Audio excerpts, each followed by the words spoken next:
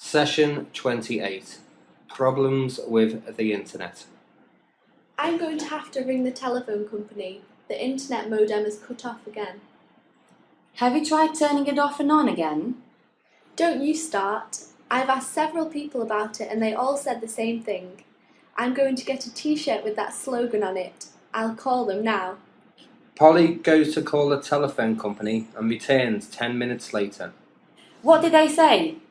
Well, I had to listen to that silly automated system for 5 minutes before I got to speak to anyone. Gosh, I hate those things. Are they going to come out and fix it? They asked me to make sure someone is here between 9 a.m. and 6 p.m. tomorrow. That's specific, huh? They can't expect you to be waiting for them all day, surely. I guess if I want the thing fixed, I'll have to wait. What a pain. Well, in the meantime, do you want to go shopping? We can buy you that t-shirt you wanted. Haha, I don't think I want to go shopping, but I would definitely like to go for a drink. Okay, but just the one. I want to go swimming tomorrow morning. That won't be possible if I have one too many.